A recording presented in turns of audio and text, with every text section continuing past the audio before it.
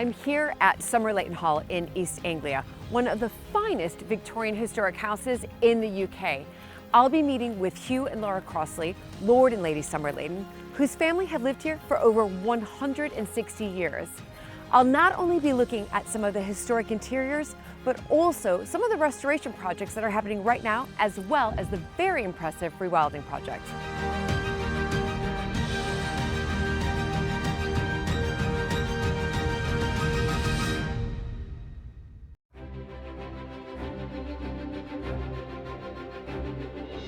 When I married into the British aristocracy, it was the start of a wonderfully exciting journey. But it was also a little daunting. I became a Viscountess, and for an American girl from a small town outside Chicago, that was quite a shock. I live with my husband Luke, heir to the Earl of Sandwich, and our family at Mapperton House in Dorset. Living in a place like this is a joy, but also a challenge. And every day we're aware that we're preserving a very special part of Britain's heritage.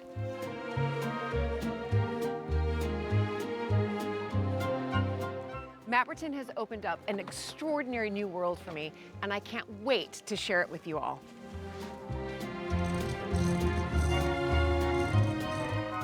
So if you love castles and manors and stately homes as much as I do, please join this American Viscountess as I journey into the British countryside in search of some of Britain's finest historic houses.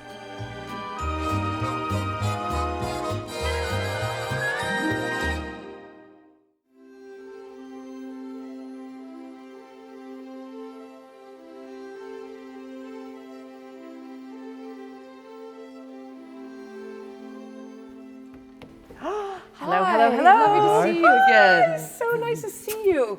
Hello, Hugh. How are you? Right, nice to see you. Lovely to see you both. And I had a lovely walk up, and lo and behold, this is, magnificent. Tell me a little bit about this extraordinary house, because it is extraordinary, and it's hidden. It sort of took me a while to kind of figure out where I was going, which I love, because then it's peaceful. You're not off a main road, so it's nice and peaceful, and then when you come here, it's heavenly. Mm. Well, I love the idea, hidden jewel of the East. Yes. And it's sort of, there's been a house here for a long time, but there have been two significant houses. One was a Jacobean house built in 1610 by a family called the Wentworths. Right. Which is dimensionally, fundamentally what we're in now. Okay. And then along came, I think they ran out of money, as we all do, and along came Morton Peto, who was a big, quite famous industrialist who's building railways, but also famously the Houses of Parliament. He was the builder, not the architect. He was the builder of the Houses of Parliament. Okay, fantastic. He sort of happened across Somerleyton as he was building the railway line from Norwich to Lowestoft. Okay. It was kind of going for a song, I think, and Splash, obviously an enormous amount of money, kind of Victorianising it into what we see today. Okay. So interestingly enough that you've mentioned Peto, because I did do a little bit of research when I knew that sort of this was a Peto house. We have a connection. So my father-in-law, the 11th Earl of Sandwich, his mother was a Peto, Rosemary Peto. Amazing. So there you go. Amazing. Yeah. So her father was obviously descended from Morton. Yeah. Well, you probably know more about him than us. No. Here we are. I mean, the architecture is fantastic. It's amazing what they would do. They would just sort of put up a facade to kind of hide what was there. The original house. Yeah, absolutely. And I think it's also he was a builder, so I guess in that sense knew how to create the effect he wanted without necessarily starting from scratch again. And spending all the money. And then, so tell me how the Crosleys came here, though, because it's not through the Peto line. No. But fundamentally, he'd underwritten a big railway project in Latin America. Peto did. Yeah, which I think when he lost his money through that, and we were looking, I guess, and this is a bit I don't really know, is why we were looking here. Right. I know the spa towns of Yarmouth and Scarborough and the like was thought to be healthy, and Victorian tourism was sort of taking off, and so that's how. But tell me a little bit about the person. What was his name? Sir Francis, who is out there in the hall, in fact. Okay, so Francis Crossley then negotiated, bought from Peto, but what was his trade? So we were in carpets. So the Crossleys were, the Crossley firm was called Crossley Carpets, and it actually was running until 1982, but had become a kind of big family thing. Yeah. And obviously it started as a kind of big cottage industry, as they all were. And then in the early 19th century, John Crossley, Francis' father, set out on his own and built up a big company, and everything began to be brought into factories. Right. So they had a coal mine and a river and a big chunk of land in sort of Halifax, and that became this great big thing. And the three sons, Francis being the one I'm descended for, kind of helped really take it on to the next more kind of global level. It was I did a lot of research and I got very excited about emulating them, but I've sort of failed slightly. Right. No. Slightly. Yeah, no, yeah. I'm sure you didn't fail. But so that's fantastic. That's interesting to know that again the trade was carpets, and I guess around that period, the Victorian time, people were carpeting, Absolutely, weren't they? yeah. Absolutely. No, we're But the thing is responsible that- for but kind of asthma, I think. And also the automated loom, which meant that, you know, so carpets could be mass produced, and therefore, you know, carpets were really for everyone. Yeah. Yeah, the clever part really in terms of what they achieved, I mean, they were obviously hard working, but they had an engineer who, even the fact that I don't know his name tells you what happens if you don't get remembered. History is written by the victors, but Francis went to America and around Europe and trademarked several bits of kit that were being used in Worsted in the sort of linen and cloth trade, and kind of re-engineered them to work on a carpet loom. So they were the first to have a steam-powered loom, and therefore they were ahead in that sense, but also then had royalties on the bit of kit. Okay. So that's what really took it from being a big firm to a kind of galactic firm. Right. And then they bought Somerleyton so they could use up all that money running a house. Right. Which they've done pretty well. Which has done pretty well, because you've now been here for, over 160 years. But I am very fond of going to Halifax, and we take the kids, and there is a lot of built Crossley heritage there. And when one knows people in Norfolk, Suffolk who've been here much longer, I'm still slightly torn between being not really any longer belonging in Halifax and not yet truly belonging here. Yeah. I think I know. I mean, I do think I'd rather belong here. You're in a lovely part of the country. It is special. I mean, East Anglia sees the most sun in all of the UK, so so they say. Yeah. Well, come to West Dorset. I don't think we've seen it for about 9 months, so it could be true. Now, listen, I know that you have incredible interiors here, so I'd love to get a tour of some of the rooms. Yeah, well let's we'd like to show you. have a look. Great.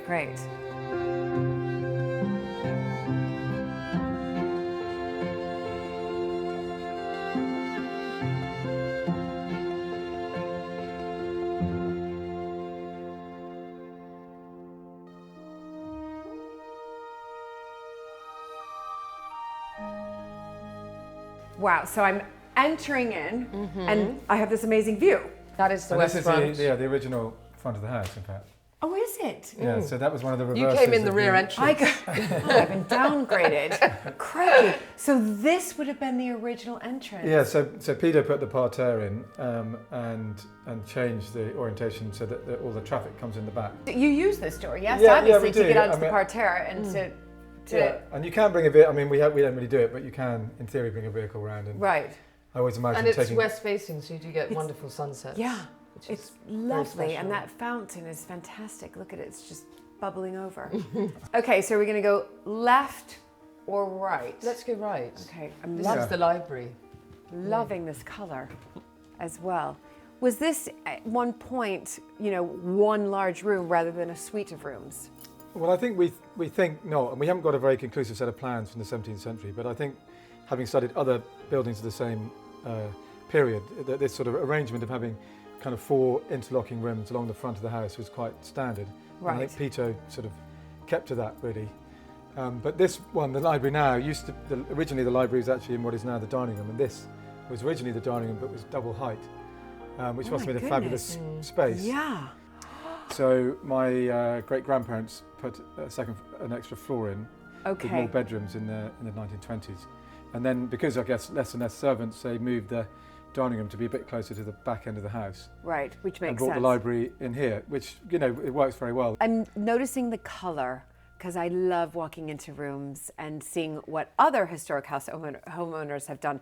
Lovely color. It's teal. It's called teal, and we had the help of a colorist called David Oliver, who chose this colour predominantly because he felt it really brought out the colours on the spines of the books, and it really does. Yeah. I feel it completely transformed this room, because before it was sort of pale cream, Right. and it just didn't have that sort of, you know, Needed a bit of excitement. pop. Yeah, it did. Yeah. It really did. Yeah. And I mean, I love it every time I walk in. Yeah, it's beautiful. And this room is used, isn't it? Yeah, I mean, absolutely. there's Particularly in the pictures- winter. There's pictures because- everywhere of Yeah, the yeah, two very of much you. so, yeah. It's amazing. Yeah. And the carpet is fantastic.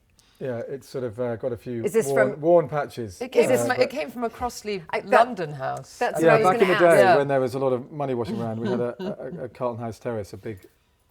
Well, they were all on leases in those days. Right, but right. When we exited that, it came back from there, so it's not designed to fit. Right. But it's a really beautiful thing. Yeah, it's it actually is. an What- Axminster, not a Crossley. We didn't make beautiful Oh, things and like who's this? We This made, is Juno. We made. Juno.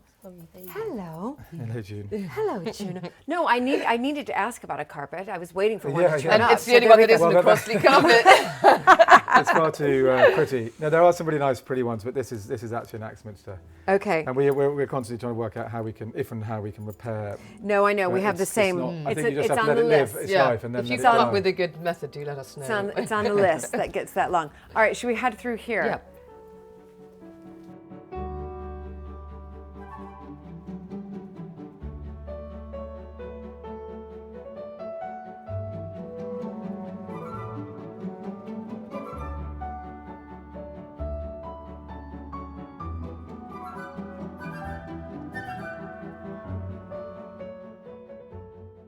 Oh my goodness. Okay, I've just walked into this room and it's made me smile. It's Yeah. bright, it's cheery, it's like sunshine hello. Yeah, absolutely. Wow. It glows in the evening light. It's actually called the Oak Parlour, but we now call it the Yolk Parlour because it is yellow. Perfect. Chinese yellow, in fact. And- Chinese emperor. That's Okay, Chinese Emperor yellow. Okay, but where did this color, was it here originally, or did you just look at some colorways and Yet you thought, again, it was our great friend David Oliver who chose the teal. yes. I think we had decided we wanted to just brighten it up. It was very dark. It was, when we only ever used it in the evening, and now it's sort of varnished. It's a The beautiful Victorians room that- yeah. varnished the wood, Right. dark. They did. I mean, that was their thing. Yeah, of course it was. And, That and gold. And now it's very much yellow, which I think is, part I- of our legacy. I think, and it's also the contrast with the Yeah, dark is fantastic. It's lovely. So when did you paint? Because it looks like it's just been put on. We did it especially for you, actually. Okay. No, it has been done this year. April, May, Yeah. April, May, roughly. Oh, So- it was this year? Yeah, we Oh. literally just bit the bullet and did it. Can you tell me a little bit about the plaster work as well? Because that's caught my eye. Is that Rococo? Well, so these two doors and the upper surround of the fireplace are all hangers of the 17th century, and the sort of not quite egg and dark, but the frieze, I guess you call it, around the top. Yeah. And it's an oak panelled room that then the Victorians darkened. But it was always, certainly when we were doing, guided tours when I was young and learning from Dad, it was sort of fundamentally left as it was by Peter as a kind of nod to the old house. And so, which is why, in a sense, I was rather nervous about changing it. So So I've kind of so let me grown go up back to that. So when you painted this, it was the oak paneling. Yeah. It was indeed. It was? Wow. It was this. Wow. Okay. So much better. Much And better. actually, I have to say, I'm a Much convert because better. we come in here But a lot also, now in the evening. but also now you actually see the moulding, whereas abs- before it didn't stand out at No. all. And Yeah. so now you come in and you look at that and you think, how exquisite. You do- So much. It does, like you said, it makes you smile. It makes It me does. smile every time I come in here. I have much better. That's a great choice. This is a great choice. Yeah. But And- also to anchor it and bring it a bit of Dour northern. This is the Crossley carpet. I was waiting for this. You I can was tell, waiting for kind of this. brown. And yeah, so the Crossleys, had the crosslets, which is now in their coat of arms, but it was always Okay. essentially a brand for Crossley carpets before they ever were ennobled and had a coat of arms. And actually, rather amazingly, John, who was the original, and I think really the most entrepreneurial who started, John 1 as we call him, used to roll a sort of little bit of parchment up in the middle of his carpets with something which probably now sounds a bit kitsch, but let every carpet be its own traveller. But what I like about that with this on, and was that he was foreseeing really what became a global business, and he Yes. was just sitting in Halifax with having dreaming of being big, but it actually happened. But I like the idea that he was already signing in a sense his And carpets with thinking this about- idea that Yes. they would go all around the world, which a is magic carpet ride.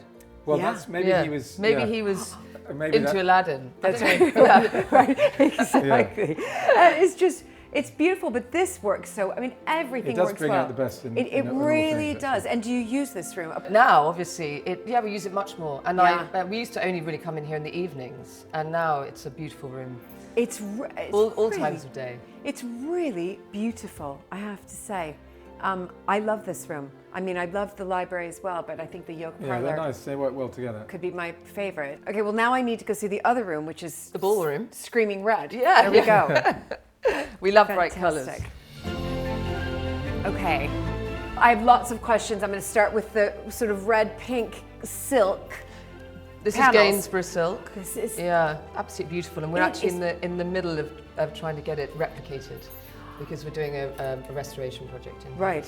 And well, I went to Gainsborough Silks and I was overwhelmed with what I saw because they haven't changed for 100 No, years. absolutely. Those machines, and you can go back through the archives and look at, the same silk that you want to have that might have been hanging. It's absolutely. there. Yeah, that's And amazing. Well, we I should wore go. Gainsborough silk on our wedding day. Did you? Yeah. And that's why. oh my I thought goodness. it was tied up nicely. Yeah, very much so. Well, yeah, as you know, it's not easy to put together enough people to have a ball these days. No. So we and actually in the evening particularly, and this is why the table's here, we had a private client who wanted to dine in here, and it actually does work with the sort of infinity mirror effect really Yeah, well in and, the the, evening. and the candlelight makes the ceiling sort of Still- sparkle. Yeah. There's still room to dance in the Yeah, corners. in the corners, yeah. Have you Room danced in 20. here before? Yeah. Oh, the floor is sprung. Oh, We can my! maybe dance later. No, Yeah. is yeah, it really? It is. We have had parties in here, but I've found, like you said, you need quite a lot of people to make it filled, sort of, busy. Right, right. So I think smoke machines are quite useful for that. Yeah. Then you Well, can't now really we've got see. all this tack. I mean, the story here is I was found in a cloud of dry ice by a fireman because we couldn't hear our alarm going off, dancing on my own to "You're Always on My Mind." Yeah, by the By Pet the Shop Pet Shop Boys. Boys. No. Yeah. I mean, I think he was never, not going to rescue me on the basis of my musical choice. But when he arrived, I thought he was a stripper, so it was different. And then he said, "Whose terrible music is this?" And I was like, "That'll be my husband." Yeah. I think it's a great song. Pet Shop Boys. I got to You ask. can't beat the Pet Did Shop you Boys. did you get married here? Yeah. Okay, because Yeah, I've we did, seen yeah. lots of sort of Yeah, wedding yeah, we did, pictures. yeah. Dr. Yeah, and Here- actually we used the front 4 rooms, and Okay. then we moved all the furniture in here, and Right. the front 4 rooms. You mentioned though a little bit of restoration. So these look like they're in fantastic condition here. But I've noticed this because of course I come from a historic house. Yeah. Yeah. It's always anytime you walk into a room, you spot these. So I hope you don't mind that I've Yes, spotted Rip that. But it yourself. We're desperately trying to hide You this can from you. make a time. But so I believe that these panels obviously got a bit more light, and Yeah, so I think it's light they're damage, yeah. and obviously during the war this was used as a drawing room, wasn't it, Hugh? Yeah, my great-grandparents and grandparents sort of shared the house, along with, as far as I can tell, lots of convalescing offices. okay. And then, yeah, so they had one, this was set up as a drawing room in those days. So I imagine Right. there's quite a lot of smoking. Yeah. and obviously a bit some more wear friction and over tear. here. And some friction over here. So your plan is to Yeah, we've gone to Gainsborough and we want to replicate this completely. and that's what's Because, amazing yeah, about Gainsborough. yeah, absolutely, really incredible. And I love this colour. Yeah. And even though there's so But different shades of it in here. Yeah, I know, that's right. It's much fade. You can see it's sort of very pale pink here, and Yes. still quite full pink over there. This is, I mean, it's beautiful though. It It's is. interesting going from different room to different Yeah, room. yeah, and actually, You can even see just a doing it with difference. you now, that's what I'm really noticing is kind of how different they are. Yeah. Of course, I understand living in a historic house, every time you walk into a room, you sort of There's another spot story, something yeah. and there's something that needs to be restored or it's constant. Yeah, it's constant never upbeat. ending. And it's constantly evolving. It Yeah. keeps you busy. Yeah.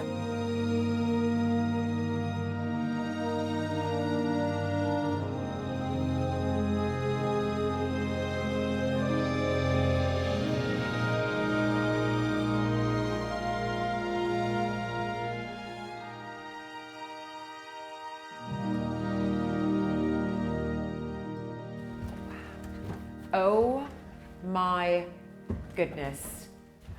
This is stunning. Obviously, you. Wow, quite a long time ago. Not that long ago. Okay, I need to know about this. It's the one thing that I haven't had done yet is having my portrait painted, and it's been talked about for probably the past 10 years. No time for children, whatever, no time. But I'm really, sort of almost getting desperate. I need to hear all about this. This is absolutely stunning. This is quite interesting because I didn't actually commission this, but it was how Hugh and I met through this painting. So, and then it was given to us as a wedding present. So oh my gosh! I was working in London for a portrait commissioning gallery called Fine Art Commissions. This is your background. Yeah, and this is so I've spent a lot of time looking at portraits and talking to people about getting their portraits painted. And so this artist called Tom Leverett came into the gallery and he said, I'm not getting any portraits commissioned. And my boss, Sarah Stewart, said, well, you've got to paint someone and then have it hanging in the gallery. So to cut a very long story short, he painted me. And this is the painting. He then showed it to Hugh and said, what did he say? Well, I can tell you what he said, actually, because we were on a trip together. He was researching a book and we've gone to Kabul. And he showed me the picture of Laura and said, well, if you want to meet a girl with foreign her blood, then you need to meet Laura, which is exactly what I did the moment I got back. He came to the private view where the painting was being unveiled and sort of, loitered around. Right. And then, the rest is history. And then Tom gave us the painting as a wedding present. Oh my gosh! He gave you this portrait for your wedding. Yeah.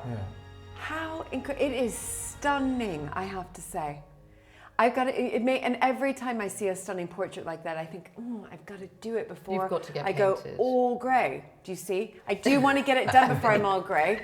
So I bet I can give them a picture, apparently. Is that right? They can just paint from a picture. Tom predominantly paints from photographs as well, so, Okay. It's possible, even with a very busy So schedule. I could just, give one when I was sort of like, I don't know, 25 or something. No, I don't think that's going to work. Easily. I need to look a little bit, sort of But like also, it's the great part. that it's full length because actually, It is. apart from my great grandmother in the main hall, there aren't really any sort of full length, and there's a lot of wall in houses like this. So anyone who gives you anything big, big pictures get a thumbs up. Gift. But this is what I like because I do like it full length, and it makes me think. I don't think I want to be seated or. No, I think you need to be seen in full all your length glory. is Yeah. fabulous, I think. Yes. Definitely. Stunning.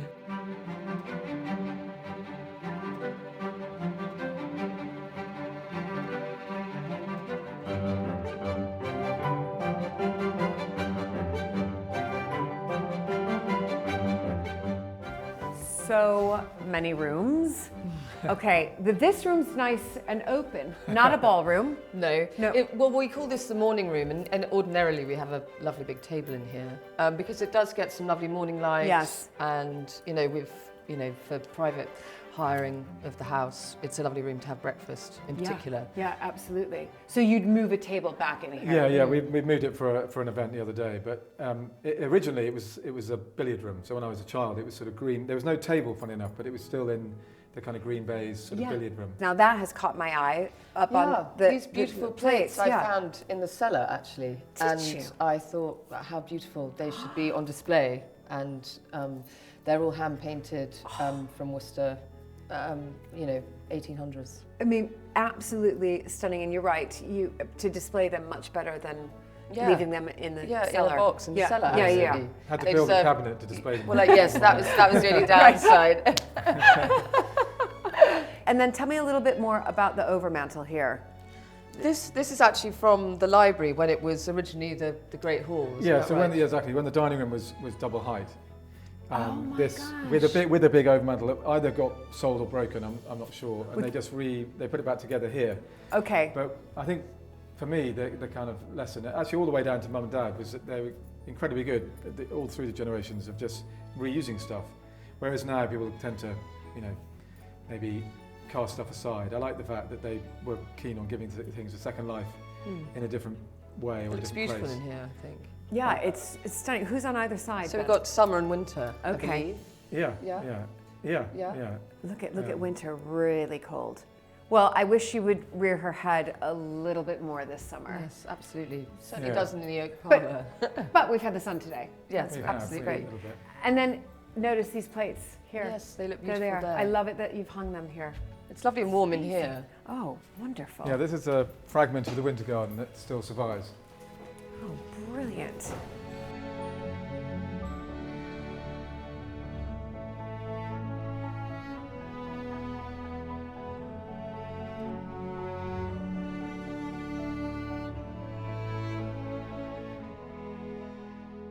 The winter garden, built during Morton Pito's tenure of the Hall, must have been spectacular. To hear more about the winter garden and the history of Somerleyton, I joined Dawn Robinson in the library.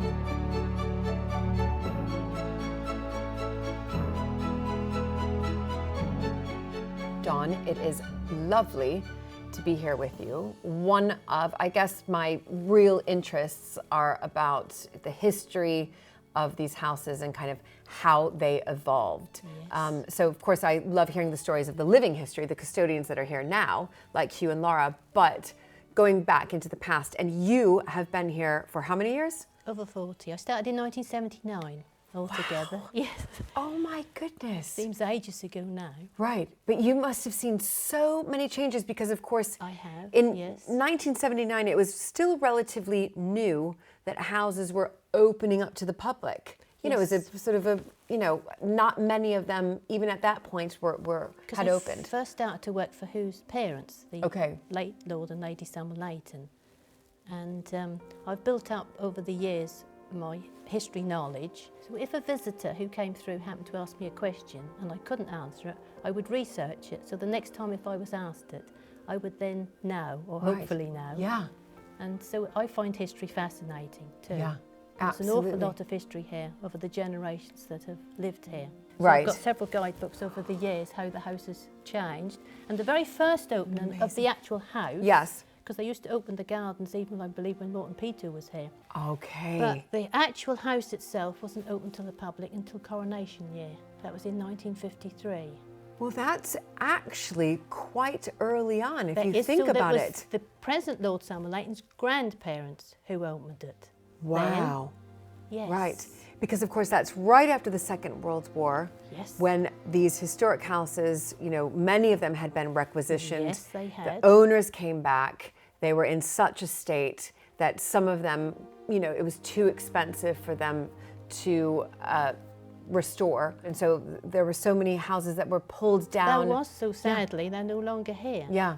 But luckily the families that lived here have managed to keep the house Yeah. going. Yeah. So that was wonderful Yes. to be able to do that, and the family is still here. I think the present Lord Somerleyton, he would like to emulate the Jernigans, because they were here from 1305 to 1604. No. 13 generations. Wow. That's a long while for one family, isn't it? That is. So a family was here from the 14th century. Well, 1240 Oh, is the first family they can trace here. 13th century then. Wow. So Peter Fitzosbert, Okay. he was the first family.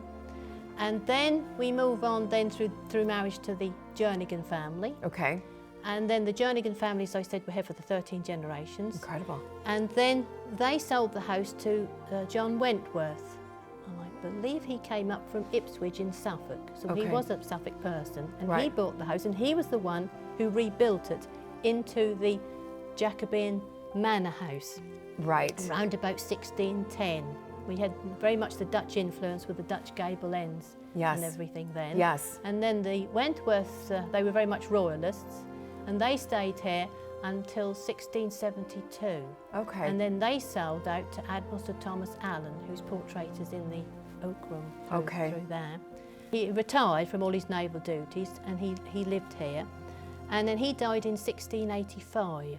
Okay. And he's buried in Somerleyton Church. And then the last of Admiral Allen's descendants, they were the Anguishers, and the last one that died out, and that was left in a will to Lord Sidney Godolphin Osborne. Okay. He didn't want it at all. Oh. So he just put the house up, the estate up for sale by auction. Right. And this is when Morton Pito saw this, and he thought he would like to have a country estate, I suppose, Yes. you see. Yes. So he purchased the house and the land, and then he set about rebuilding it into a Victorian house. The first Lord Somerleyton, because as I said, they purchased the estate in 1863 from Morton Pito, who sadly got into financial difficulties.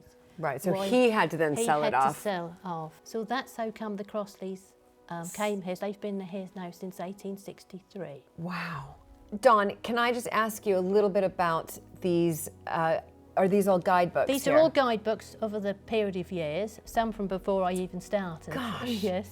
And then you're really able through these guidebooks to see how the rooms in particular have changed.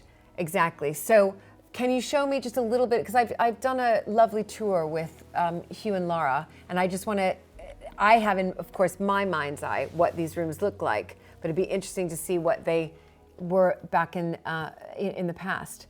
So I'm going to try to name, I should name that room. This is an early one of the dining room, the formal, what you call the formal dining room. Oh my gosh. And there's no costly carpet on the floor there. Right. And there's all the panelling in here. Yeah, there's all panel, and they're still there.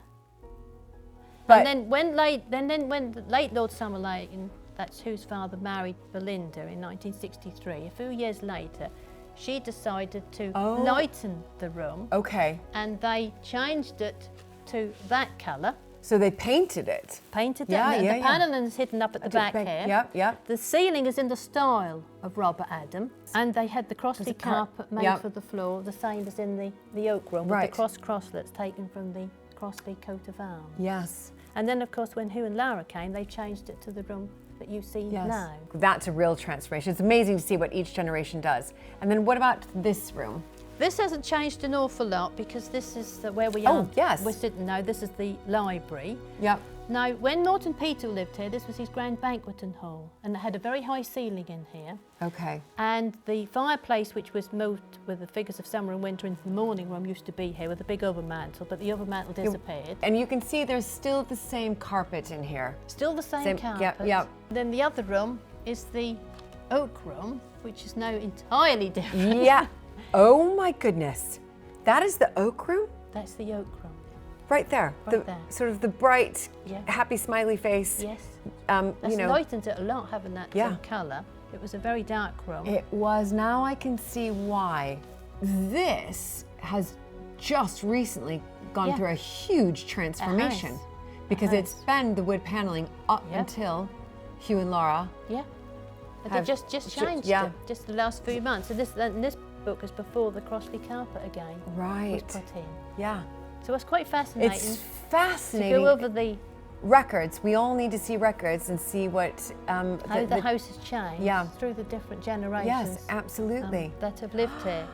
Oh, fantastic, Dawn. I mean, and it's so important to keep these guidebooks because you can see real transformation. Which has happened. But in the very first one, what they had, in my little folder here, they was very basic. Right. As I said, this is 1954, and they didn't have any pictures at all, and hardly anything about each room in.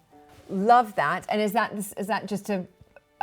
So this is a later edition. More or less the same. More or less the same. Right. Fantastic. But there's no pictures in it. No. That one's dated 1954. Yeah, too expensive. I think this was 54, and I believe this was 1953. Right when they opened. Right when they opened, yes. Fantastic. And they showed the west front on this one and the east front on this one. That's the. Yeah, I'm not sure which. This is the west front here. The vista. I'm not sure which vista I prefer. Do you know? I look at both of them and I think, oh, outstanding.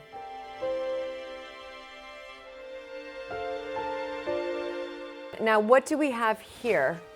So this is a sale catalogue when unfortunately Norton Peto had to put the house up for sale, which was in 1861. Okay, so he actually put the house up for sale. But it took 2 years until he sold various bits off. Okay.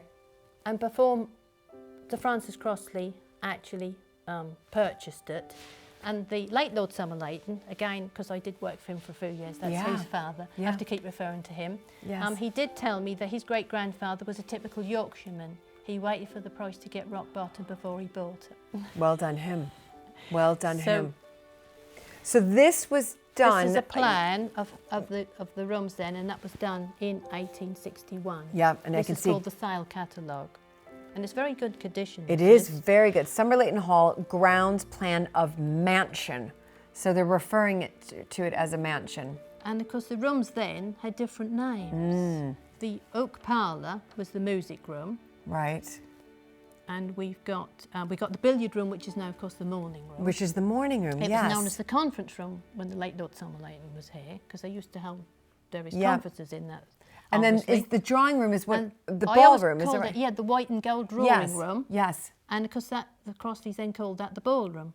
Right. Gosh, they really did. Because that was the biggest room they could use to have the dance. Rename. This is brilliant. You've got dining hall, which we're in now. Yes. Which is now the library. Yes. Those, as you mentioned, those two swapped. And then you've got breakfast room, stores, servant stairs, housekeeper room. Got a little business room over there. Yes. And they call that the breakfast room. The family call that the boudoir. Right, the boudoir, yes. And then you have the old servants' hall. You have because that's the side now where wood, Hugh and Lara coals, boots. This is fantastic. The boot room, yes. The boot room, yes. The lauder. We've still got a boot room, The yes. game lauder. It's so interesting just to read these.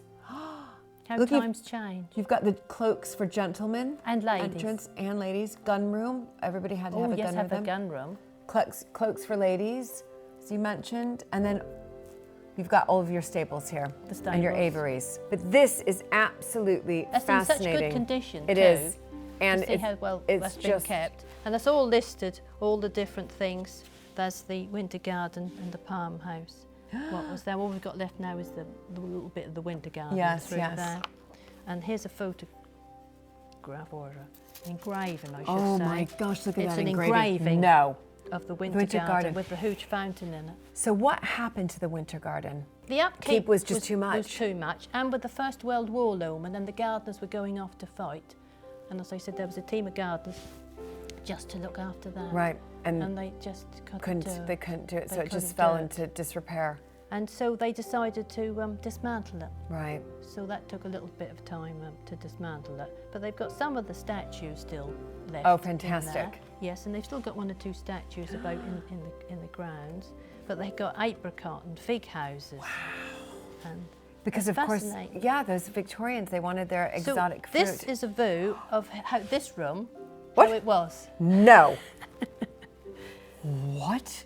Look at that ceiling. Yeah. I don't know what happened to the ceiling. I don't think it's up there above, but that was the ceiling in here. And that's the fireplace, you see, with the big oven mat. With the summer and winter figures. So that's the summer and winter figures. Yes, which is in the morning and room. that is the overmantel.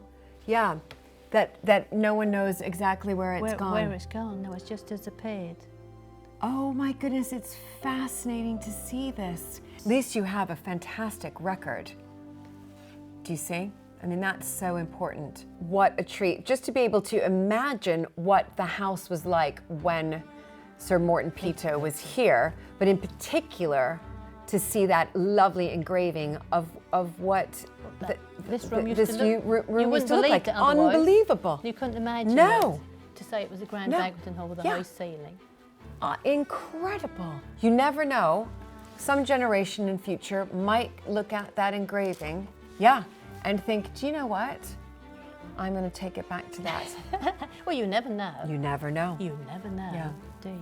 Thank never you, know. Dawn. What a treat. Must be delightful to chat to you Yeah, too. I know. Brilliant.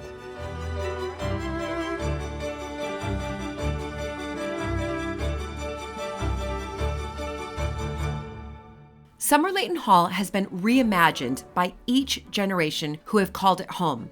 From Tudor Manor House, Jacobean Mansion, to the flamboyant Victorian vision we see today. Sir Samuel Morton Peto remodeled Somerleyton in the mid-19th century, but never realized his dream of living in the hall. He was declared bankrupt in 1861. Since then, it has been the home of the Crosleigh family.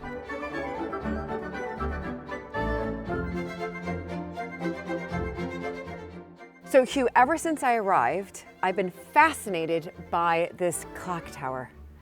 Did Peto build it?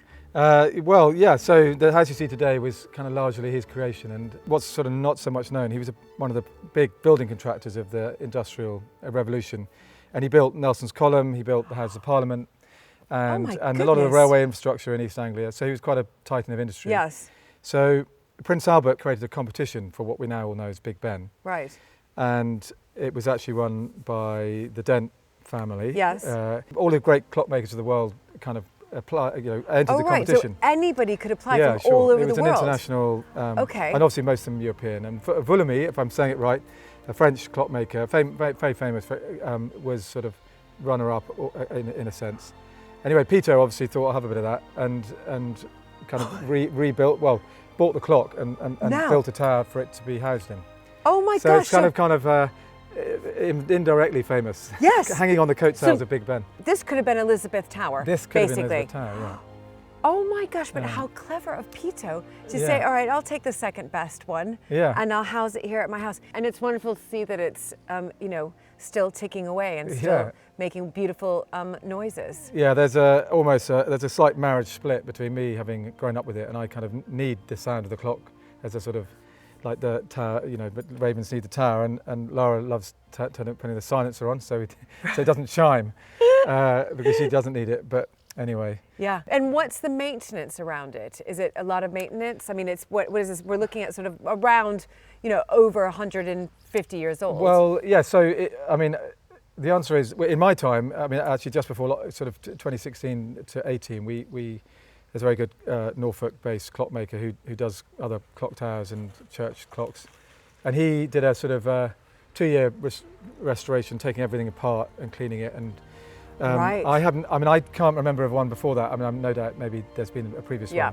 But just because it was running slow, like a watch. I mean, fundamentally, it hasn't been. I mean, the tower itself needs much more maintenance than the clock. Really fantastic. And I didn't even realize that it does it at the quarter hour. On the quarters, yeah. Oh yeah. You never know. All day long. We're never late. Yeah.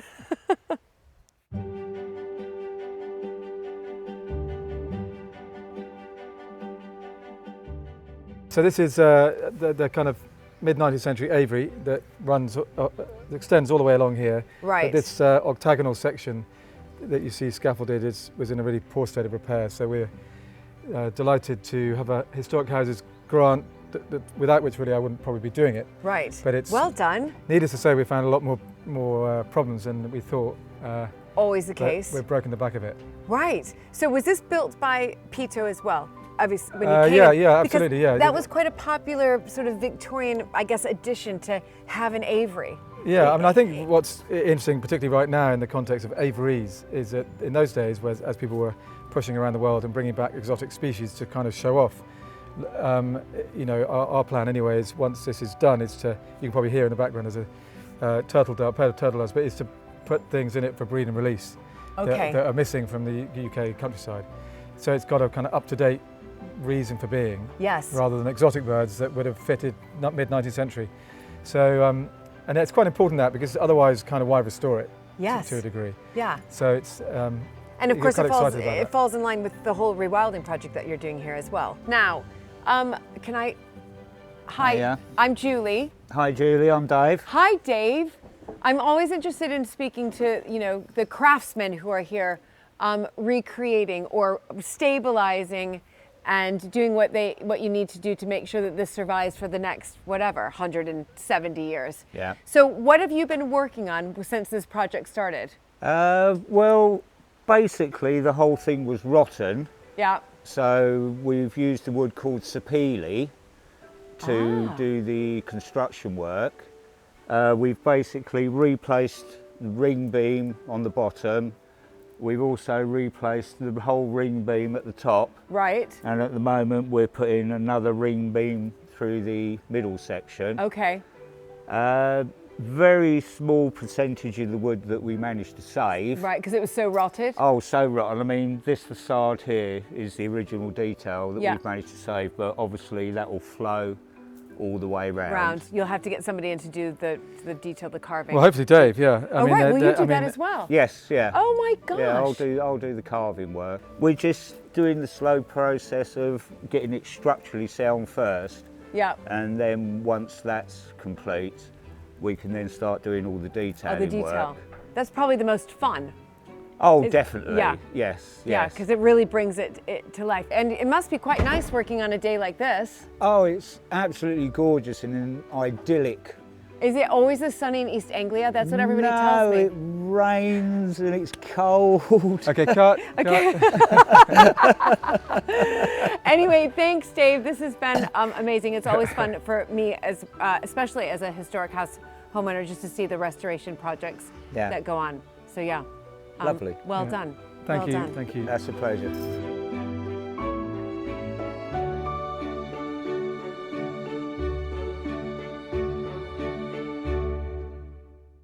Like all historic houses, the restoration and renovation of Somerleyton is constant. But to see the buildings and the interiors take on new life is incredibly heartening. Laura showed me some of the bedrooms which have been modernized.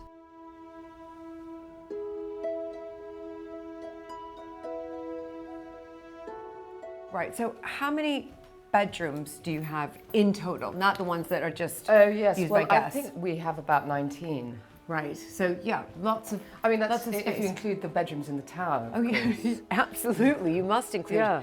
the bedrooms in the tower. Wow. So all rooms, of course, in historic houses they have names. Name of this room. Well, it's actually called the tapestry room. Fantastic. Yeah. For me, tapestries, we've got one at Mapperton. I'm desperate to restore, and it's in our bedroom called the West Room. And that's interesting how you've done. I mean, I assume the yes. Victorians probably did that, but I didn't cut it in half, no. I think that would have gone down very well. But it's interesting that they did split it, but actually But it works. they weren't hanging in here when, Right. when we decided this was a storeroom and we turned it into a bedroom. And because it was called the tapestry room on the bells, I Right. thought, well, let's get them up. And actually, of course, they fit perfectly. And they were divided, so I'm Yeah. assuming for this particular space. It's perfect. It works perfectly. So as a guest of yours or anybody else who wants to come and stay here with friends and family, this is one of the bedrooms they can stay in. Indeed. So let me ask you about ensuite bathrooms, because of course that was a big thing in these houses. They didn't have ensuite bathrooms. It was like one for 50 people. It was a bun fight. Yeah. Yes, it was. So did you embark, who put in the ensuite bathrooms? You and I, Did you? we did. We've actually put in, I'm going to say, around 10 bathrooms since we've been here. Oh my goodness. Yeah. So pretty much all the bedrooms had a dressing room. So we Yeah. basically just put a bath right in the middle of the room. And Right. they look like they've always been there. Right. You have done a lot of the interiors here. I mean, and have. you've done obviously 10 bathrooms. You've just told me Yes, that as yes. well. But is that something that when you arrived here and you saw the state of it, which I assume was all right, but it needed Yeah, it was to great. But I think, if we were going to do, private hire for the house, you have to be at a certain standard. Yes. And, because we have very discerning visitors, and I felt that, bathrooms were a must. Yes. And then, gradually we've just sort of added to what was there already, but just embellished it as we've been going along. Yeah. This is a project, though, with historic houses that it's the gift that keeps on giving. Yeah, I need to be absolutely. restored, renovated. For sure. And I felt like Somerleyton was a bit of a sleeping beauty when I first came here. She had everything, but she just needed a bit more. And everything you do, I feel like she really sort of puts her arms around you and, is grateful. All right, bedroom one, beautiful ensuite bathroom. Next one. Let's go. Okay, great.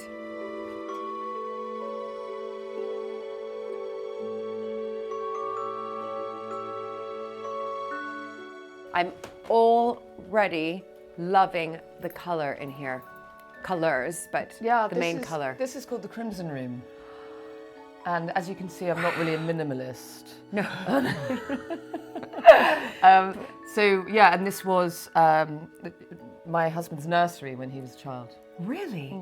I mean, how wonderful for them to live in such a, not live, but, be playing with their toys in such a beautiful room. Yeah, no, absolutely beautiful. But can we discuss, though, the wallpaper? Was that a Laura Yes. choice? Because it's called the Crimson Room, I mean, I don't know if this is actually crimson, but I saw it and I thought, I've got to have it. I love the scale of it. And another ensuite bathroom. Indeed.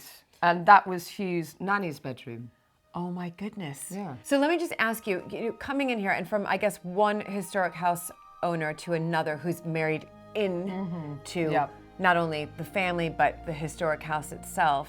Do you ever find, I mean, for me, did you ever find it a bit daunting at first? You arrive and you're like, oh my gosh, this is a beast. Yeah. We need to evolve because constantly we do. Things aren't like they were even 30 years ago, No, 20 absolutely. years but ago. not even, things have changed since we even got married, I Right. would say. Yeah. Like we were saying, the footfall for the house tours has, you know, seriously dropped off. Yes. So yeah, I mean, I think we both agreed that the way forward for us was to do private hire, to, you know, and to do weddings as well. Right. And filming. Yeah, and filming. Which also, you know, this house lends itself to various sort of genres. Yes. And so, yeah, we had to evolve. Somerleyton has been used twice now as a sort of Sandringham sort of, you know, stand-in, if you like. So we did it for the Crown, and it was amazing because, you know, it sort of has some sort of resemblance. Right. To So it's Sandringham. and that would have been so much fun and a lot of work. Yeah, I mean, it how was. many people were here? How Oh much my crew? gosh. I mean, they were here for 2 weeks. It's like the circus moved in. Right. And it was just so extraordinary just to watch it unfold. Such a slick operation. Yeah. I didn't find it a hindrance at all. I mean, I didn't even want them to leave. Right. Oh, that's amazing. That sounds so tragic. No. No, but they were using the house. Yeah, it was that really you, great. You know, that you put Yeah. a lot of love and energy into it. So it was fantastic. Yeah, it was. What do you feel? I mean, there's so much that you've done here. Do you feel like you're done? I mean, you're so young, so you can't be done. But That's very kind of you. I are don't you feel already like I'm thinking? done, No. I feel like there's so much still to do. It's only the tip of the iceberg, and I feel like the house deserves it. Right. And, you know, we'll just continue doing what we can do. Yeah. And hopefully hand it on to our son in a relatively good state. Yeah, well, you already are doing that. I mean, it's obvious. You can see it here. I mean, it's wonderful. I'm Well, going to it take is. lots of inspiration Oh, back thank you. to Mapperton.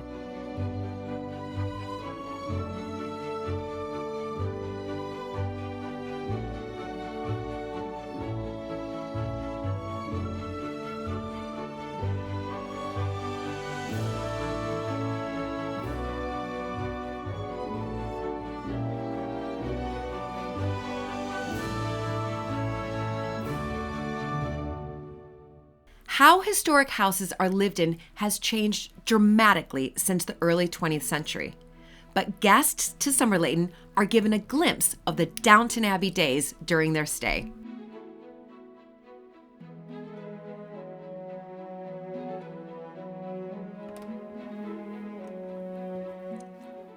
Hello, Peter. I was told to find you in here. I'm Julie. Hi, I'm Peter. I've just finished. Well, good timing. How are you? Okay. Good. I'm Nice really to well. meet you, yeah. Thank you for taking some time out of your day here. You're welcome. Yes. But I am intrigued. I don't want to overwhelm you with the amount of questions that I have, but I have quite a few. Okay. Because I'm intrigued because, am I right in saying that you're sort of like a Carson from Downton Abbey? Absolutely. I'd probably say that if it's vain, not too vain to say. No. So anything to do with the household, running the household, any of the events, any of the guests arriving, will actually all fall onto myself, and then it will be disseminated around the team. Wow. So definitely that's that type of Mr. Carson image. Oh my Absolutely. goodness. Yeah. I mean, have you ever, when somebody's arrived or, you know, a group has arrived and they're staying here, have you ever sort of lined up like they do in Downton Abbey? Absolutely. No, yeah, I thought yeah. you were going to say no there. No, Do you no, really? Absolutely. So actually only recently we had some visitors and there was 10 of us. There would be myself as the head lead, and then it would follow down with other butlers that would be here, through to the housekeeping team, through to the catering team, and we would literally be in a row. So as the guests arrived, they would get that amazing impact. Yeah, absolutely. Oh my Yeah, gosh. yeah. So it does really It exist. really does happen, and some people really love that. Yes, you know, the formality of a stately home, especially this stately home is beautiful because Yeah. it's privately owned as well, and so it just lends itself to that formality. Oh Yes, yeah. my goodness, what fun. So I know that Somerleyton it's you know, available for sort of private hire, exclusive private hire, and that's when you come up on board with your team. Yes. And are Americans coming? That's, I guess, because you know, we love Downton Abbey and we'd love something like this. Is that a lot of the absolutely. clientele? The American clientele particularly love the estate because apart from the inclusivity of it, you also the heritage and the history of the house. And Lord and Lady very much will meet the guests as well and welcome them to their home, which is lovely. So literally from the Downton Abbey side of it, you have that formality from the minute the people step in the door to formal dinner to music playing as they come down for pre-dinner cocktails, etc. in the main hall. It is exactly as you see on television. And other things, of course, like the crown. So we stripped the whole house. We had to bring everything from history-wise. Every little thing had to have its place. We had a Buckingham Palace historian come and check that everything was in place to make sure that when you're filming, everything, you didn't have something modern in the corner that didn't fit or whatever. Yeah, so fantastic it was. There was a Buckingham Palace expert that came in and did that. Absolutely, he worked on behalf of the film company to make sure that before any shooting's done, he would sweep, it's called. He would sweep the room to make sure everything was in keeping as Sandringham. So how many rooms in total did you have to strip out? All of downstairs, the whole downstairs floor. Yeah. No. Even the library. So the library, all the furniture went, the carpet was bare. Absolutely. The books? Bare. Yeah. Oh no, not the books. The books stayed. Okay, phew. But we did have to paint the library in keeping colour with Sandringham. So all the library around the top got repainted. Right. And then when they left, a few weeks afterwards, when we emptied all of the cast furniture out, if you like, we repainted to our colour to put it all back again. To the lovely teal colour. Which you see now. Yeah. Yeah. So it was incredible. It really was. How fun. Oh my goodness. I feel like I've met a real life Carson, and I have, haven't I? If I can live up to him. Absolutely. Oh, thank you, Peter, so much.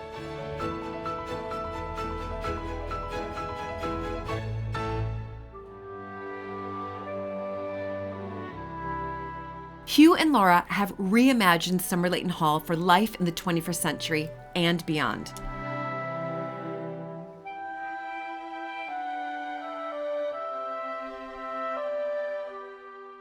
When you married, what year was that? 2009. I love asking that question. 2009. Love it. Because, it's doing maths.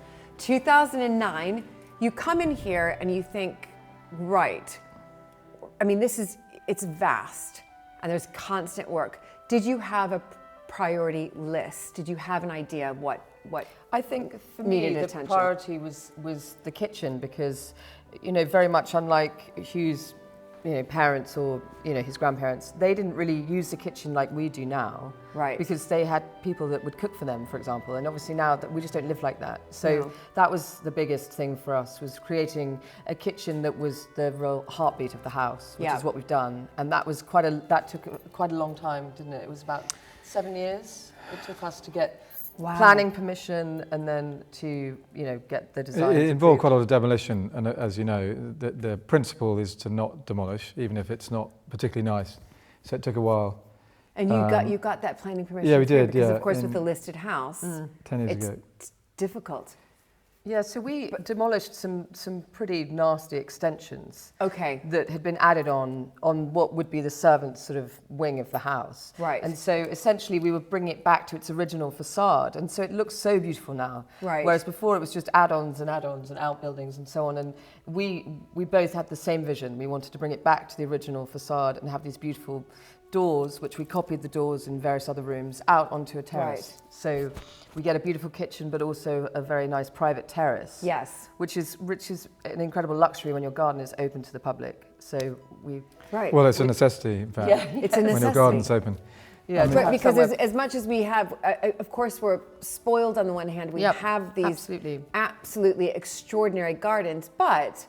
We're sharing them. We're sharing them. Which is wonderful. Yeah. But at the same time, it's nice to have just a tiny little area that's private, which is great. And we have that, so. Absolutely.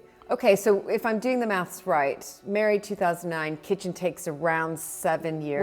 Well, it basically was... Yeah, so I was 10 years ago. With Margot, 10 years ago, yeah. Okay. Right, so that took, you get that done. So that's project one for the family that's going to live in a house that's open to the public, not only in the house, but the wider estate. We have to create with almost like a mini apartment within the house. Yeah, we did do, as a historical kind of survey to prioritise kind of the fabric work, as in, you know, stonework, roof. But to be fair, Dad had done quite a lot, and there had been some good grants in the 90s, so he'd done quite a lot of the stone fabric. The kind of Achilles heel of the house is the stone, which is floated from Caen in France, but vast expense, no doubt, but is very easy to carve. It's John Thomas, who is employed by Peto as kind of the sculptor architect, which is quite almost a talking point in its own right, but it's beautiful to carve. So it's the same seam as stone as Portland, but it comes up in France as a yellower and softer version. But therefore it's also very soft, and so it's always crumbling away. Yeah. Right. It doesn't like salinity, it doesn't like hard weather. So it's not ideal. But internally, I think also, I mean, Mum and Dad, I mean, and that generation, they just were different. You know, they were kind of end of war, quite mend and make do. But if they were here, I would say it to them. But what money they had was spent externally. I mean, as in they were in London, they were still the sort of the season to a degree, at least when they were young, and they kept horses and they hunted. And, I mean, those things appear extravagant to us now, but Mum definitely saw us as extravagant, spending money on the internal fabric, which was the bit they just didn't, and you know, none of them did. I mean, none of these houses I remember going to, they were all delightfully threadbare, really, and never had ensuite bathrooms or anything like that. That's the big phase. But they said they rather enjoyed sort of bumping into each other in the corridor in their towels. Yeah, brought a frisson of excitement. Whereas now, people just expect to have an ensuite. They do expect to have an ensuite. I mean, the top floor was kind of, in my childhood, was sort of sealed off from a heating point of view, but was just a kind of, almost like a playground of, there was a bit of furniture stored, and old wallpaper from when they were servant rooms, but otherwise kind of abandoned. So bringing that up to a modern standard was kind of the first thing, and then that, as you know, we're still doing that. So the bedrooms we go into now, thinking, love to go in there and do something, but where we haven't. Evolving. But that's part of the excitement of living somewhere like this. Yeah, it'll never be finished. No, in our lifetime. No. We'll have to pass it to the next generation, and they can either. But there are just certain things that we can be proud of and say that we've done. You know. That I mean, you've done quite a lot. I mean, not only, of course, with the interiors, and we looked at the beautiful oak parlor. And different sort of the paint colors that you've chosen are exquisite. But looking at the internal, but then of course there's the exterior, because most of these historic houses come with land, and the public's coming into that, and they're expected to see a lovely garden. And that's what people come to see, don't they, when they come to Somerleyton? Yeah, so actually the garden was kind of, in a weird way, kind of reflected slightly the house, as in, I think Mum and Dad were quite interested, but they certainly didn't employ a garden designer. And again, that whole industry, if you think of Chelsea and all the great houses have done things with all these great gardeners. And it wasn't that, they may have been formally laid out one day, but it wasn't particularly vogue in the sort of 60s, for example, 70s, into the 80s. So we employed George Carter, who is garden historian alongside being a garden designer. Right. And my real interest, I'm not academic, but I'm a historian, was interested in the history of the garden, particularly the 17th century and how the 19th century kind of overlaid it, and who had borrowed what from whom, to inform the future we wanted to kind of create in the garden. So let's move into, again, the Rewilding project, because we're in a similar boat. We started, I think, our Rewilding project over lockdown. That's when we decided to really shift things. And it's about nature recovery for us in particular. And I did have a little look through a pamphlet where you mentioned the animals. So I'd love to compare the animals you have with the animals we have. Do you have beavers? No, not yet. No, we haven't been allowed beavers yet. Because it's all the water around here, like Fritton Lake, which is part of us, but it's sort of essentially part of the Broads landscape, is fundamentally reclaimed and is below sea level. Right. And I think it's not so much now anyone really worrying about what they do. We know what they do, but it's more who's responsible in the unlikely event they go through the river wall. If they go through the river wall, you've got 50,000 at least acres of the Waveney Valley and more, all the way up to Yarmouth, technically underwater. So I can see why there's a worry, but we know that they won't leave somewhere like Fritten Lake because habitually there's science to prove that if they've got what they want, they don't travel. And we've had a baby white stork. Oh, that's incredible. Our first one. Wow. Yeah, it's got a long wait because I think they've been. Oh no, last year was the first year they could have bred. So I was hoping that they might both. We got 2 pairs, and they're in a big aviary, which is nice. And otherwise, in the wild block, really, it's ponies, pigs, and You've got cattle. Exmoor ponies. Yeah. Pigs. Do you have pigs? We have large black pigs, and I think. Yeah, that's exactly what we have. Did you get what about those little Tamworths? Yeah, well, no, we haven't got any Tamworths. Lara got me large blacks. As a Christmas present. Yeah. Okay. I think they're really beautiful pigs. Yeah. I love the black pigs are beautiful. You know, the 2 original sows that we've got in the park right now are absolutely enormous. I mean, they're just the most extraordinary. They're quite sort of elephantine in a way, aren't they, with their tails and their ears. So you've got the rootling, you've got the browsing, and then what cattle do you have for grazing? Well, we went for Highlands partly because, we used to have them here when I was young. Right. We'd like some more goats, I think. But you offer safaris, is that right? Because that's something that Luke and I have just started to do as well. Yeah, so if you take Knepp as a sort of ultimate example where they built tourism around Wilding, we've sort of built Wilding around tourism. So the tourism model of Fritten Lake has shifted a lot, and again through that same time period to being a club, and it's sort of slightly appealing to a different audience, and that audience are quite keen. I have to say, I'm quite relieved that let's say somewhere between 5 and 10% of people who come and visit or our members want to go, and that is enough. Partly because you don't really want to be doing it all the time. Right. But also, because the tourism is a fairly mature offering, there's tennis and wild swimming and a whole range of other stuff, so it's one of many offerings rather than the offering. But I think that this is really interesting, this idea of safaris, though, and the education around that. You know, we go all the way to Africa to go on these safaris to see the giraffes and the lions. But people can come here and come on safari and learn about the browsing and why it's important for the Exmoor ponies and the cattle for the grazing. And we've got White Park cattle. They're clever grazers, but why is that? And then the Tamworth pigs, and why is it important that they're rootling? And being able to educate sort of a generation 2 or 3 below. Sure, and absolutely the local schools, etc. We're very keen for them to come. Yeah. I think the other thing for me, in terms of that channeling that feckless environmentalism that my dad used to talk about, and the phrase that I really use when I'm talking to people is and by the way, that's not to judge Dad and his generation, but we all have a debt, a societal debt to nature. Our farming systems, our food systems have been, fantastically successful, but also hugely destructive. We're only really learning that. Yeah, at a cost. Well, a few people have been talking about it for a while, but we are learning it as a whole society now, and we've got to reverse the trend hard and fast. And anything, therefore, we're doing. But so when I think of the in-hand land and think of essentially a fifth is rewilded. I mean, it's not the only bit that's farmed sensitively, because we're into all the other stuff too. But that is, that feels like a good debt. It's a debt, really. That's the way I see it.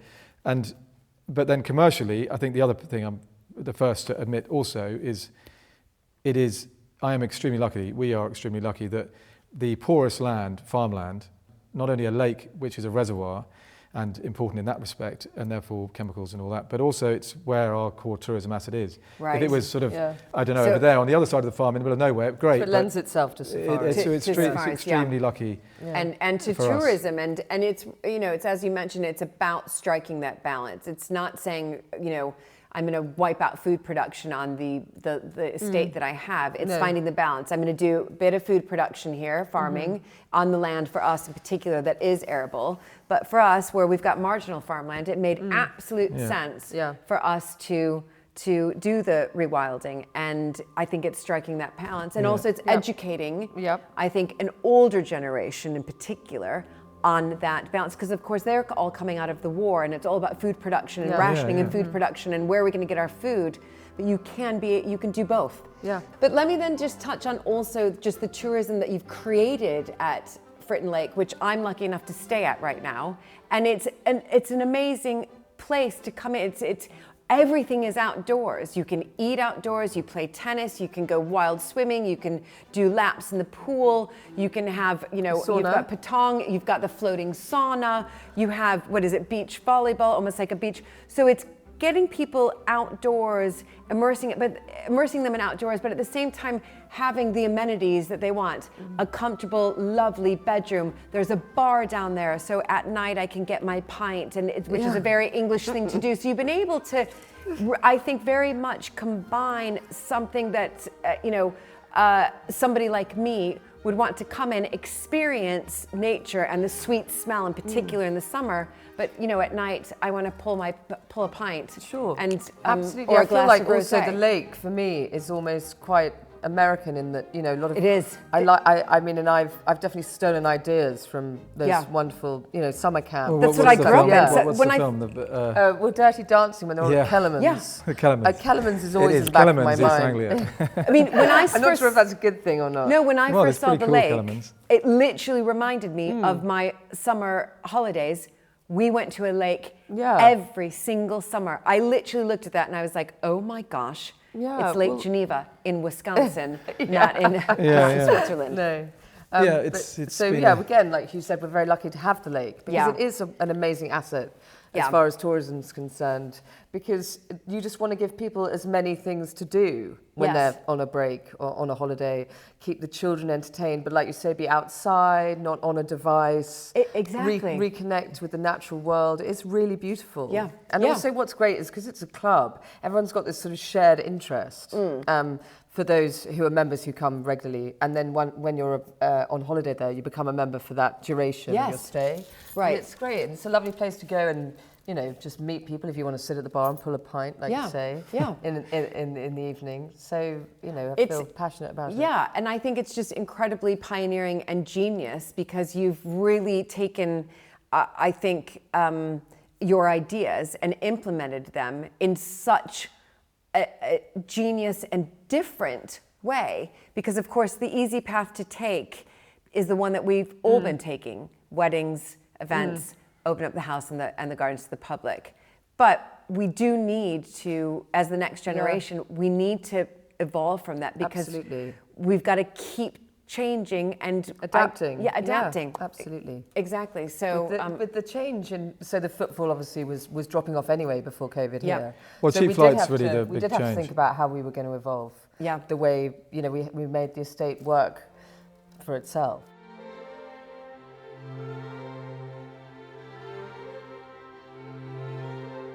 Since the 17th century, the stunning gardens at Somerleyton have drawn gasps of delight from visitors. Set in 12 acres and revived under Hugh and Laura's custodianship, I was keen to meet with the head gardener, Simon Gash, to hear how the gardens are being updated. Simon, of course, all historic houses, well, the large majority of them have formal gardens usually attached to them. And it's lovely.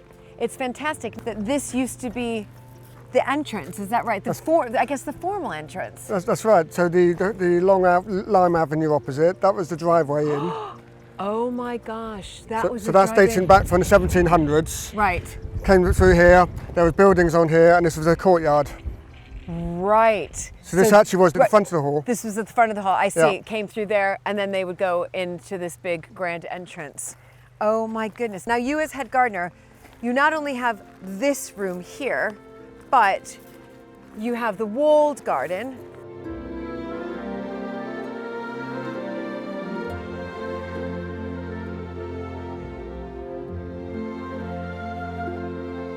And then there was the maze, and we have the arboretum. And you have the arboretum. You had a kitchen garden.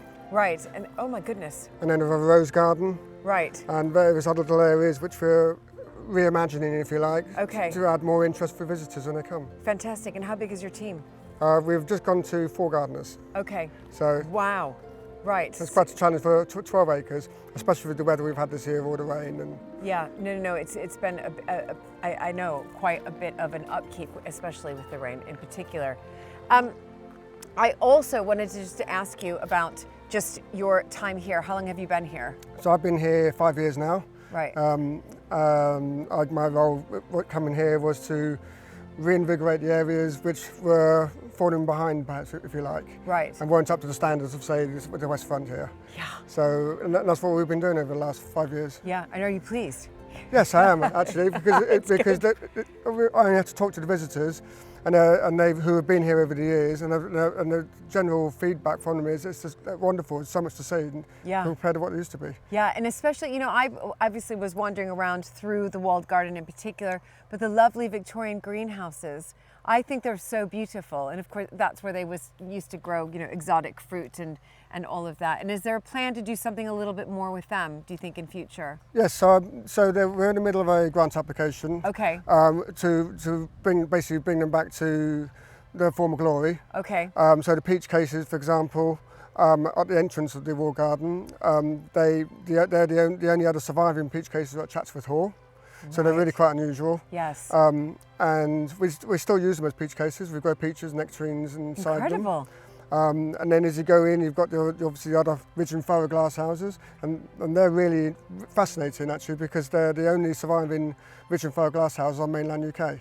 You're kidding me. So they're really, the technology from the Victorian technology that Paxton introduced was fascinating, really, and they're really good to get them going. Yeah. So fingers crossed on that grant application. I know it takes some time, and then you'll bring it back to its formal glory. Is that your plan if the application proves successful? That's the idea. So then we can showcase them to the public. The public can come and visit them. They can go inside and see them, and we can do guided tours of the Victorian glass houses and how they work, and get them to try out a crank handle and the windows, and then we'll do one as a sort of a workshop, so people can, you know, like a museum area, so we can have before and after photos and things like that. So it's really quite exciting. Yeah, no. Well, fingers crossed on that. And then the maze. Tell me a little bit about the maze. It's a wonderful, I guess, experience to have within the grounds. It's fun. They're fun.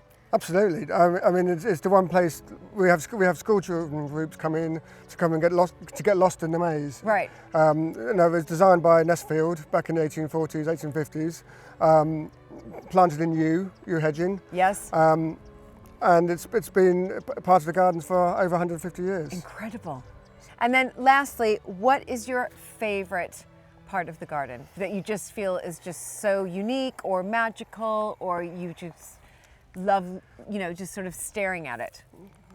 Well, that's difficult because every bit is good in its own way at a certain time of year.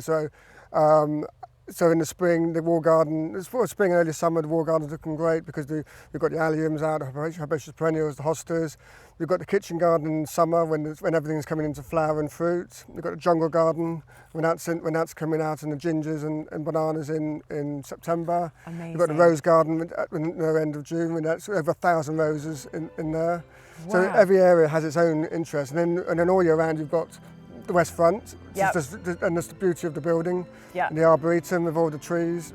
So it's actually the garden is my favourite bit. It's hard to choose. Obviously, it's hard to choose.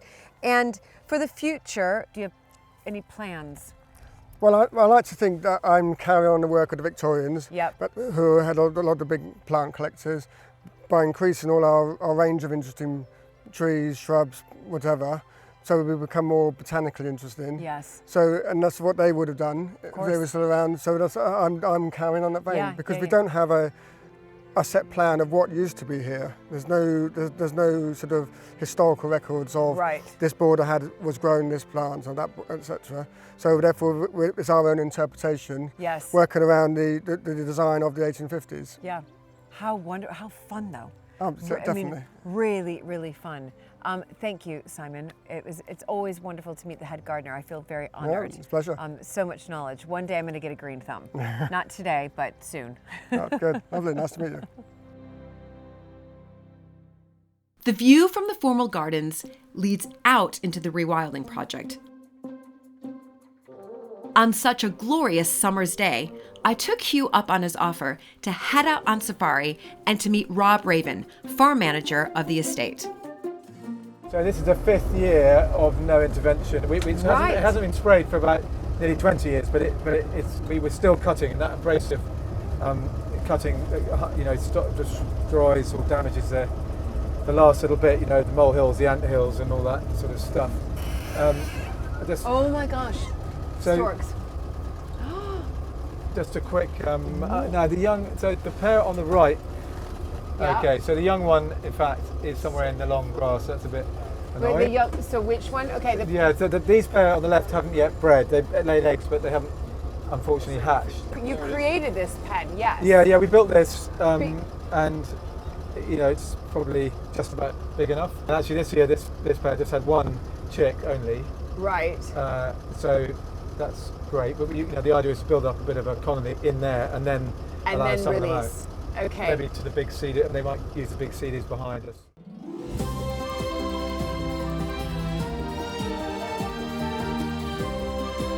Can I ask also, how's the deer? Do you need to cull or not? There's always been a need to control the deer on the estate, mostly from a forestry regeneration point of view. Yeah, of course. But we keep a good population here. We have reds. Yeah, we have most of the reds in the area are here. Right. I think because we're more deer friendly than most estates, they tend to come here and stay here. Right. And so that means we get an ever increasing number if we're not careful. Right. It's taken the park a couple of years to get going, really, to get the growth away from that sort of mown surface into a more diverse tussocky structure. Yeah. And that immediately brought some wildlife benefits. We started to get voles come back in living in the tussocks, and then the barn owls came back because there were voles here. And now it's getting rough enough, and like we have to let it grow more than we can graze, so that there's some ungrazed areas each year where the little scrubby bits begin to take hold. Yes. So now we're starting to see thorn and bramble come back, whereas if you mow it every year, whatever comes, guaranteed gone. So you never get that. You never get past stage one of succession. Absolutely. We're now getting sort of well into it. But this year's been great actually, because we had 2 dry springs in a row, which meant that we didn't get much growth. It sort of went brown in the summer, and then sort of that's it for the year. But this year we've had endless rain, as I'm sure you're aware, and and so we've got we've had 5 times the growth. I think the thing that is really interesting is when you read about I'm talking about a 19th century park here, but with the beginning of the Industrial Revolution as well in the background, is these parks were really created and documented as sort of wildernesses. They were created as a piece of nature around a formal setting. And so arguably it looks more like it was meant to look now than it has done in any time since. So they didn't have all the machinery. No, but they had sheep obviously, so sheep would make a different impact. But we will have sheep or goats back in, but we're waiting to get more scrub before we do that myself. Oh, you will put sheep back in. Oh my gosh, so there's your black pig. Yeah, so this is brilliant. Rosita. Oh no, wait, it's Kitty in fact. But so are they as friendly as Tamworth? Yeah, they're pretty friendly. I mean, obviously because they don't see it directly, you have to kind of approach with caution because fine. But these are the 2 that Laura was telling you about, the gift.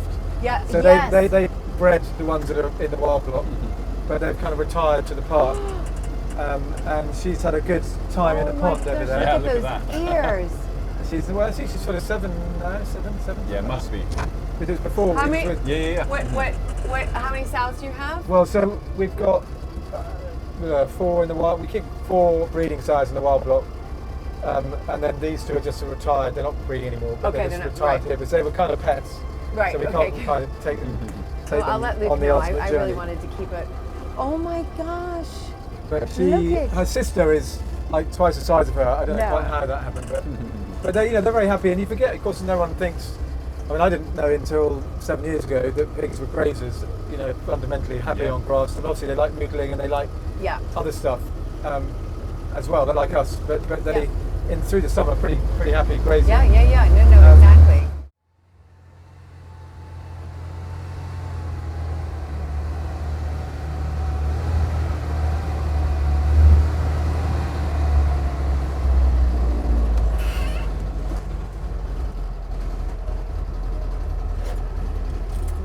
Brilliant. Okay, Hugh, you might need to let me out. Unless I can... Oh, there we go. Oh, I could have done it myself, but thanks. Okay, wow. So tell me a little bit about where we are right now with it, and sort of, a little bit about the Rewilding project, but of course I saw a combine over there. Well, actually it's a good place to start because of the, as you say, there's a combine just over there. But so where we are, just behind me is Fritton Lake, which is where our kind of tourism business is. Yep, where I've been staying. It's been wonderful. Thank you. Yeah, it's been great. And around it, by chance, and in a way our good fortune, is some of our poorest farmland. There was only converted from heathland which is a kind of grazing system. In the 1930s, 1950s, as chemicals and irrigation really became more kind of normal. And so, but now as we look towards a different future where we're farming fundamentally nature as well as food, rewilding is kind of part of the answer for us. And so, you know, actually it was quite nice to see us farming food in juxtaposition literally with farming nature right here. And I guess I'm sort of in charge of farming nature, and Rob is in charge of farming food, which we're also doing in a more ecologically sensitive way. So it's a really nice package. It's a bit of the business I now enjoy the most, in fact. But it's finding that right balance, isn't it? So it's not saying, right, so I have this, you know, large estate and I'm just going to rewild everything because that's the nouveau thing to do. Of course, that we have to have the food production, but in farming in a sensitive and I think correct way. That's why we've got the regen farming. But how did you make that decision? I mean, were you thinking quite hard about what to do with these 1,000 acres? Yes, I think so. There was a study, a worldwide study, of which Cambridge University contributed to around the time that I was getting involved with this sector, which was really studying what is the nature need in our kind of essentially human globe really now, from the polar caps in a sense right through the tropics, all the different landscape types, and 20% was kind of, you know, what they kept coming back to as the absolute minimum threshold. And so for Rob, you know, when I started working with Rob, we kind of, that was our yardstick. We thought, okay, well, we've got, you know, it's a 5,000 acre block. It's not all farmland, but we want to return 20% to a natural state.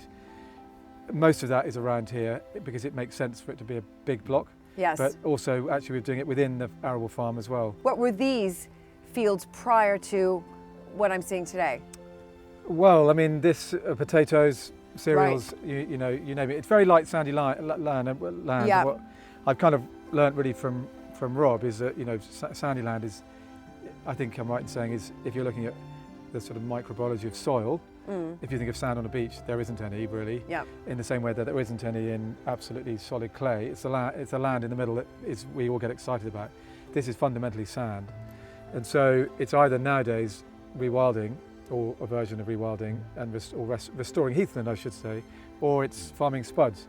And actually, on that field, on another year, we would be farming spuds. Right, okay. So you're taking a high value crop, which is, you know, also feeds us. Yes. And here we're sacrificing it. Yeah. I mean, that's literally kind of. But I think the thing that's been really important for me, and the kind of marriage between us, is I find the magic in this is that, you know, Rob comes from a commercial farming background, albeit a regenerative commercial farming background, and you know, with an eye on making a profit, if you like, and and proving how we can continue to do that. And as I said to my dad, maybe not quite a feckless environmentalist, but was sort of thinking anxiously about how I can just make it all as natural as possible, and wasn't really thinking too much about the profit. And the magic is it here, where we've got a very diverse farm, from marshes down on the river valley to some really strong land, which is great for, you know, kind of farming Rob does, to sand. You know, I think we've been talking a lot about regenerative, but also intensive. Yes.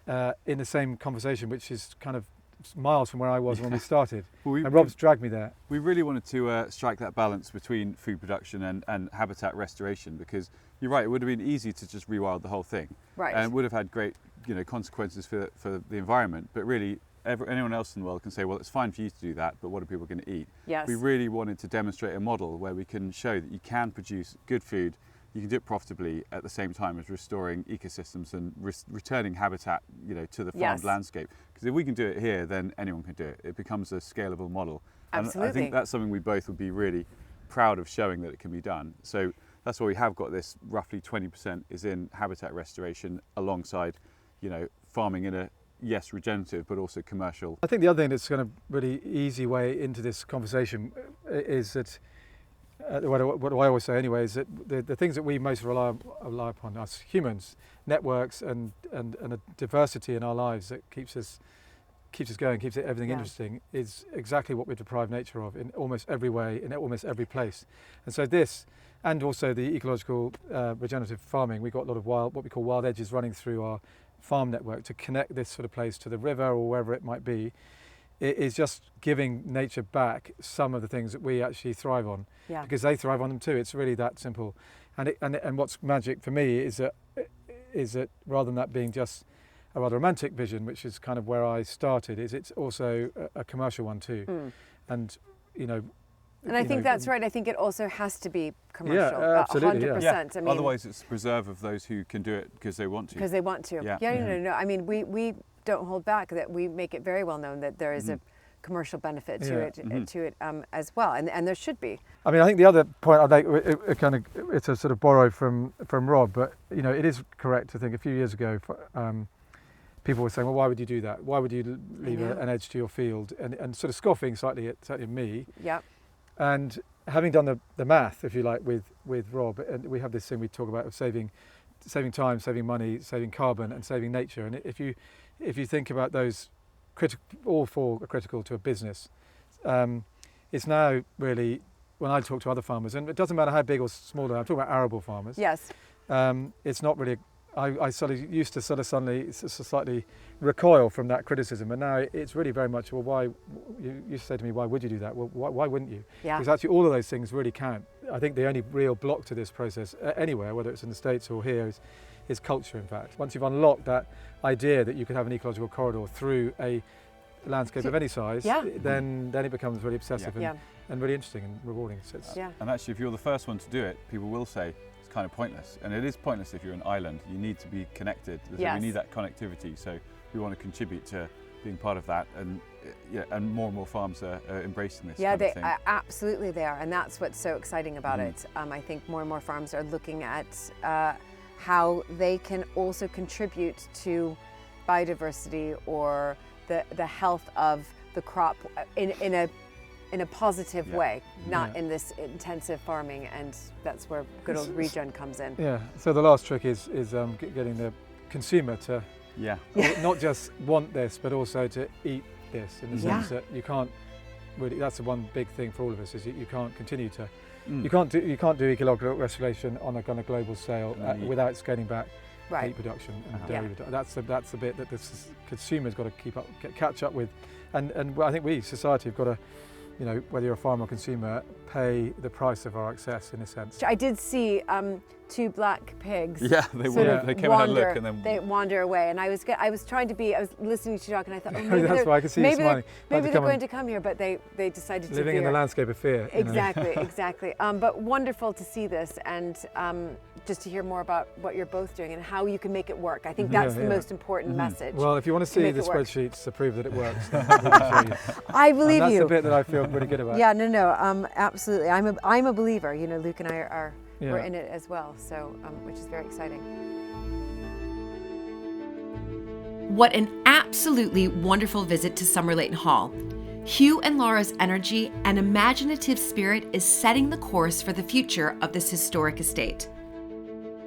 And before I left, I couldn't help but explore the stunning maze. Planted in 1846, it is one of the finest yew hedge mazes in Britain.